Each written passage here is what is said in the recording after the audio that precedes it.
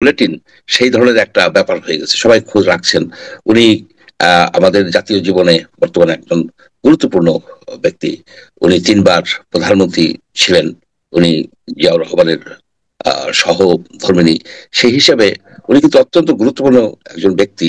সেই ব্যক্তি যখন স্বাস্থ্যগত গভীর সংকটে পতিত হয়, তখন কিন্তু ন্যাচারালি এই সকল মানুষের দৃষ্টি কিন্তু ওইদিকেই আবর্তিত হয়। অর্থাৎ উনি কিন্তু একটা প্রাইভেট হসপিটালে আছেন, এভার কেয়ার হসপিটাল যেটা বসুন্ধরায়, সেখানে আছেন।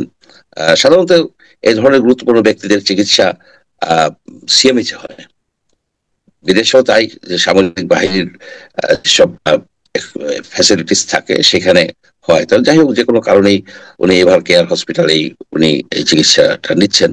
এখন যে বিষয়টা হচ্ছে যে এই এই স্বাস্থ্যগত অবনতির থেকেও আর একটা বিষয় কিন্তু জাতির সামনে এসে দাঁড়িয়েছে, যে উনার পুত্র, একমাত্র জীবিত পুত্র তারেক রহমান সাহেব, উনি বহুদিন ধরে, প্রায় 2 দশক ধরে প্রায়, উনি ইংল্যান্ডে, ইউকেতে রাজনৈতিক আশ্রয় কিংবা অ্যাসাইলাম নিয়ে আছেন। এখন সবাই আশা করছিল যে উনার মাতার এই সংকটময় অবস্থায়, জীবন মৃত্যু সন্ধিক্ষণেই কিন্তু লোকে বলে, সেই অবস্থায় উনি আসবেন, অ্যাটলিস্ট তার শয্যা পাশে এসে দাঁড়াবেন। এটাই শোভন, এটাই বাংলাদেশের কালচার। বাংলাদেশের কালচার না, শুধু সারা পৃথিবীতেই এটা একটা বিষয়, যে পুত্র কন্যা নিকটজন যখন তারা থাকে, তারা মানুষের এই ধরনের জীবন মৃত্যুর সন্ধিক্ষণে হলে এসে দাঁড়ায়, দোয়া করে বা সেবা যত্ন করার চেষ্টা করে। এখানে কিন্তু এটা আমরা দেখলাম না।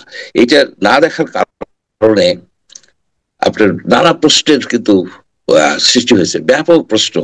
যে তারেক রহমানের যে ফেসবুক যে পোস্ট দিয়েছেন, সে পোস্টে উনি লিখেছেন যে ওনার আশাটা, এইখানে আশাটা একক ওনার নিয়ন্ত্রণে না, একক নিয়ন্ত্রণে না, বহুজন, বহু বহু এলিমেন্ট আছে ডিসিশন নেওয়ার ব্যাপারে, যে কারা তারা। এই প্রশ্ন কিন্তু সবাই মনে, বিএনপির কর্মী থেকে শুরু করে নেতাদের মনেও, এমনকি সাধারণ লোকের মনেও, যে তারেক রহমান অ্যাসাইলাম থেকে এখানে বাংলাদেশে আসবেন। যতদূর জানা যায় এই মুহূর্তে তার কোনো মামলা নাই। তাছাড়া মামলা থাকলেই বাকি, মামলা থাকলে উনি এড়িয়ে যাবেন কেন? মামলাকে ওনার তো ফেস করা উচিত। উনি তো, ওনাকে ধরা হয়, উনি একটা পার্টির প্র্যাকটিক্যালি ডিফ্যাক্টো চিফ, উনি কেন মামলা থেকে এড়িয়ে থাকবেন? উনি কেন আর মায়ের বলা যায় যে অত্যন্ত সহায় অবস্থা, ওনাকে লাইফ সাপোর্টে, কেউ বলে লাইফ সাপোর্টে, কেউ বলেন ভেন্টিলেশনে আছেন, মানে একটা ভয়াবহ পরিস্থিতি বেগম জিয়া এই মুহূর্তে ফেস করতেছেন, সেখানে আসতে পারলেন। এটা নিয়ে কিন্তু নানান প্রশ্ন উঠছে। যত না উত্তর পাওয়া গেছে, আরো বেশি প্রশ্ন এসে দাঁড়িয়েছে। আর একটা বিষয় হচ্ছে যে উনার স্ত্রী এবং তারেক রহমানের স্ত্রী, তার কন্যাও তো আপনার বয়প্রাপ্ত, সে ইচ্ছে করলে আসতে পারতো। এটা একটা মানবিক দিক। আর এটা একটা রাজনৈতিক দিক হচ্ছে যে একজন নেতা, তিনি যদি এতই ভীত সন্ত্রস্ত থাকেন যে তার মায়ের সংকটাপন্ন অবস্থায় পাশে এসে দাঁড়াতে পারেন না, উনি জাতির সামনে এসে দাঁড়াতে পারবেন, জাতির বিপদে উনি দাঁড়াতে পারবেন? এই প্রশ্নটাও কিন্তু ন্যাচারালি আসে। অনেকে নিজেদের মধ্যে আলোচনাও করে, আমি একটু ওপেনলি বললাম। তো যাই হোক, এই সময় সমালোচনার সময় না, আমরা সবাই দোয়া করি যেন বেগম জিয়া আপনার রোগমুক্ত হন। এখন ওনাকে ইংল্যান্ডে, লন্ডনে নিয়ে যাওয়ার জন্য তোড়জোড় চলছে। কাতার থেকে একটা এয়ার অ্যাম্বুলেন্স আসবে, লং ডিস্টেন্স এয়ার অ্যাম্বুলেন্স। তবে আজকে রাত্রেই তার রওনা হওয়ার কথা ছিল, আজকে শুক্রবার, বৃহস্পতিবার রাত্রি। এখন দেখা যাচ্ছে যে সেই প্লেনটার নাকি যান্ত্রিক ত্রুটি দেখা দিছে, সুতরাং হয়তো কিছুটা বিলম্বিত হবে। এখন কোশ্চেনটা হচ্ছে যে এইরকম একজন মুমূর্ষ রোগীকে বিদেশে নেওয়ার মতো অবস্থা আছে কিনা, সেটা আমরা তো বলতে পারবো না, তার মেডিকেল টিম তাকে বলছেন। এখন হয়তো ইংল্যান্ডে নেওয়ার পরে হয়তো লাইফ সাপোর্টে থাকতে পারে বা সুস্থ হতে পারেন। আমরা প্রার্থনা করি, দোয়া করি উনি সুস্থ হয়ে আবার আমাদের মাঝে ফিরে আসুন। দুটো প্রশ্ন, একটা প্রশ্ন হলো এই যে দুটো ঘটনা এখানে, একটা হলো খালেদা জিয়ার অসুস্থতা, একটা হলো তারেক রহমানের অনুপস্থিতি। এই দুটো ঘটনা আপনার বিবেচনায় আমাদের যে আসন্ন জাতীয় নির্বাচন সেখানে কোনো প্রভাব ফেলবে কিনা, এবং সেই নির্বাচনে বিএনপি যে অংশ নেবে বিএনপির নির্বাচনে কোনো প্রভাব ফেলবে কিনা? নিঃসন্দেহে ফেলবে। যদি খালেদা জিয়ার এই যে এই এই সংকটাপন্ন অবস্থায় তারেক রহমান যখন আসতে পারলেন না বাংলাদেশে, তবে ধারণা করা যায় যে নির্বাচনের সময় উনি আসতে পারবেন না। কি পরিস্থিতি হলে উনি আসতে পারবেন সেটাও কিন্তু জাতির সামনে পরিষ্কার না। এখন পার্টির চিফ যদি না আসতে পারেন, এবং ওনার স্ট্যাটাসও কিন্তু আমরা জানি না, ওনার কি নাগরিকত্ব কোন দেশের, উনি কি ব্রিটিশ নাগরিক? উনি ব্রিটিশ নাগরিক হলে উনি তো আপনার এই নির্বাচনে অংশগ্রহণ করতে পারবেন না। আর যদি ফিজিক্যালি বাংলাদেশে উপস্থিত না থাকেন, তাহলে সেই নির্বাচন কতটা বিএনপির জন্য অর্থবহ হবে সেটাও সম্বন্ধে আমার কিন্তু সন্দেহ আছে। হয়তো কোনো না কোনো প্রকারে নির্বাচন হয়তো পিছিয়ে যাবে। অলরেডি একজন রেড করছেন নির্বাচন পিছিয়ে দেওয়ার জন্য। সেই ক্ষেত্রে বোঝা যাচ্ছে যে বাংলাদেশের সামনে যে গণতন্ত্রের উত্তরণের যে পথটা আমরা আশা করছিলাম একটু বিলম্ব হলেও, সেটা কিন্তু এখন আরো বিলম্ব হবে বলে আমার কাছে মনে হচ্ছে। আরেকটা জিনিস আপনি দেখবেন এর মধ্যে বিএনপির যে কথাবার্তা, বিএনপির যে বিভিন্ন রাজনৈতিক পদক্ষেপ, সেটা কিন্তু মনে হচ্ছে তারা নির্বাচনের জন্য বেশ ভালোভাবে প্রস্তুতি নিচ্ছে। কারণ এর মধ্যে এর আগে আমরা দেখেছিলাম তারা প্রায় 237টা আসনে আপনার মানে প্রার্থীদেরকে সবুজ সংকেত দিয়েছিল। তার মধ্যে একজনকে গিয়ে পরে স্থগিত করেছিল, এবং কাকতালীয় ভাবে কিনা যাই না, সেই স্থগিত আসনের আপনি একজন ভোটার, আপনি ওই এলাকার লোক, অধিবাসী। আর এর মধ্যে দেখা আবার আজকে আরো 36 জনকে তারা সবুজ সংকেত দিল, এবং ওই যে আসনটা স্থগিত করেছিল সেটা ওখানে নতুন প্রার্থী দিল। এবং আমি নিজে ইন্টারেস্টিং ভাবে আরো 2-3টা আসনের কথা বলতে পারি। যেমন আমি যে আসনের অধিবাসী এবং যে আসনের ভোটার, ঢাকা 10 যে আসনটা, সেই আসনটা তারা ফাঁকা রেখেছিল। অনেকে ভেবেছিল সেখানে আসিফ মাহমুদ সজীব ভুঁইয়ার জন্য রাখা হয়েছে কিনা, দেখা গেল না, সেটা শেষ পর্যন্ত হয়নি। আসিফ মাহমুদ সজীব ভুঁইয়ার নাম সেখানে নাই। পুরনো একজন নেতা, অনেকদিন ধরেই ডেডিকেটেড নেতা, সেগুলো নমিনেশন পেয়েছেন। আরেকটা ইন্টারেস্টিং হলো হবিগঞ্জে নতুন যুক্ত হওয়া হবিগঞ্জে 1 আসনে রেজা কিবরিয়া, উনি বিএনপিতে যোগ দিলেন এবং যোগ দিয়েই সেখানে মনোনয়ন পেলেন। আমি এই 3টা কথা বললাম। তো এই যে নতুন যারা 36 জন আসনকে 36 জনকে দিয়েছে, এটার ব্যাপারে আপনার কোনো অবজারভেশন আছে কিনা? হ্যাঁ, এটা আছে। তার আগে বলে নেই যে বিএনপিতে মুগ্ধর ভাই স্নিগ্ধ যোগ দিয়েছিল, এবং কথা ছিল যে ওনাকে ঢাকা 18 এয়ারপোর্টের এলাকার সিটটা দেওয়া হবে, কিন্তু এখানে অন্য লোকটা দিয়ে দেওয়া হয়েছে। এবং তাসনিম জানার জন্য কিন্তু একটা সিটের কথা বলা হয়েছিল, সেখানেও বিএনপির প্রার্থী দিয়ে দেওয়া হচ্ছে। এর থেকে প্রতীয়মান হয় যে বিএনপি এনসিপির সাথে কোন রকম নির্বাচনী সমঝোতায় যাচ্ছে না, এটা ক্লিয়ার হয়ে গেছে, বোঝাই যাচ্ছে।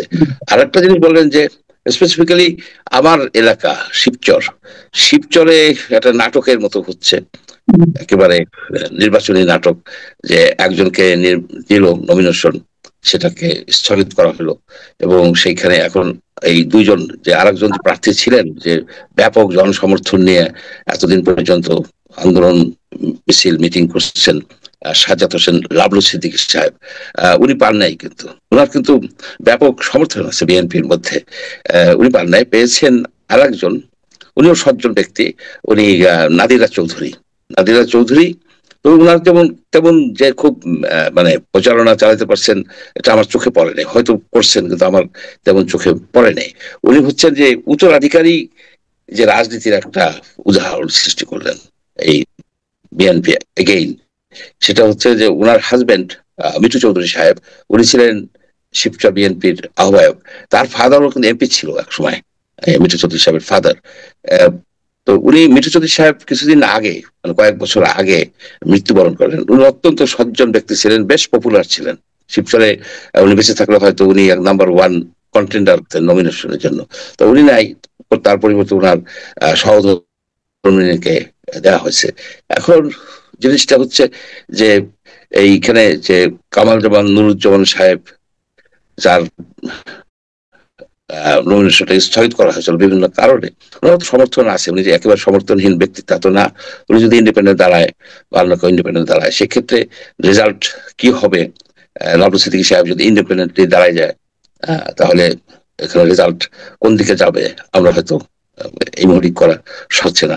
তো যেটা হয় কি, সাধারণত যে সবচেয়ে বেশি পপুলার থাকে যে পার্টির ভিতরে, তাকেই নমিনেশন দেওয়ার যে একটা ট্র্যাডিশন, সেই ট্র্যাডিশন এখানে মানা হয়নি। শিবচরের ক্ষেত্রে বিএনপির কেন্দ্রীয় নেতৃত্ব এখানে ব্যর্থতার পরিচয় দিয়েছেন।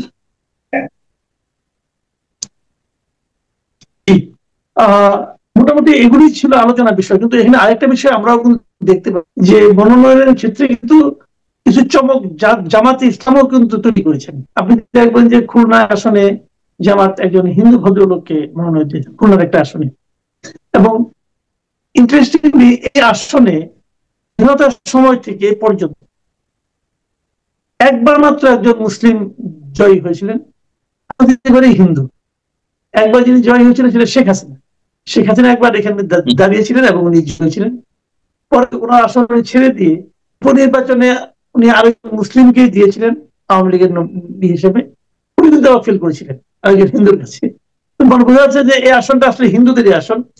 সেই হিসেবেই জামাত ইসলাম এখানে সম্ভবত একজন হিন্দু প্রার্থীকেই মনোনয়ন দিচ্ছেন।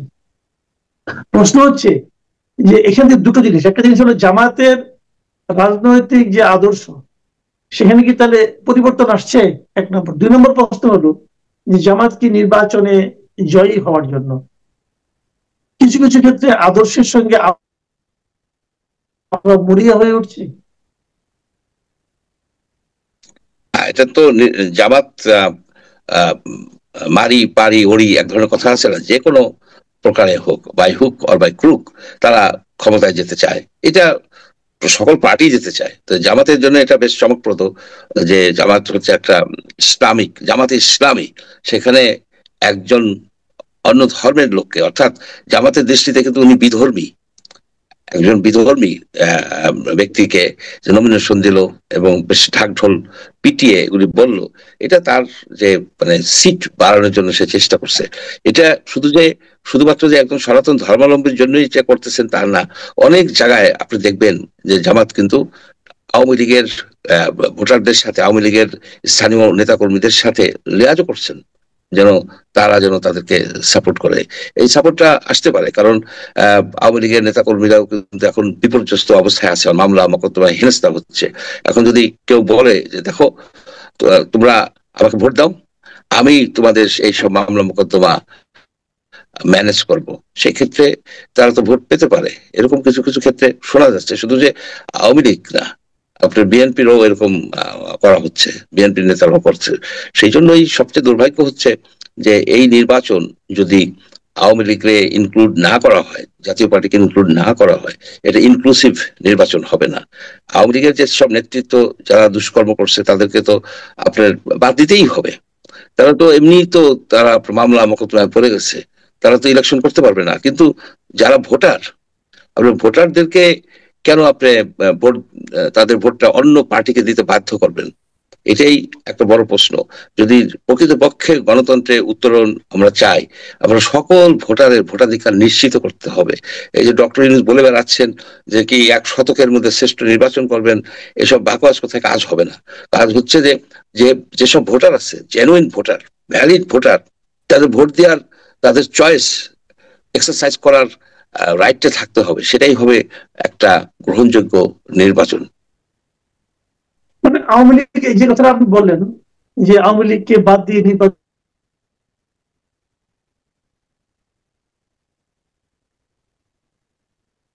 দেশের মধ্যেও তো আওয়ামী লীগকে বাদ দিলে দুটো ঘটনা কিন্তু ঘটতে পারে। যদি আওয়ামী লীগ নির্বাচন বর্জন করে তাহলে হয়তো ভোটের পরিমাণ কম হইতে পারে, ভোট কম কাস্ট হতে পারে।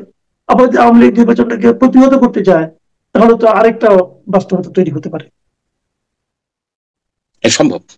এটার প্রথমত আওয়ামী লীগের যদি নির্বাচনে অংশগ্রহণ করতে না দেওয়া হয়, অর্থাৎ তাদের মার্কা যদি না থাকে, নৌকা মার্কা যদি না থাকে, নৌকা মার্কা নাই, আপনি তাদেরকে বললেন সে খাইতে চায় আপনার মুরগির মাংস, আপনি তাকে দিচ্ছেন গরুর মাংস, খাসির মাংস, তো হবে না।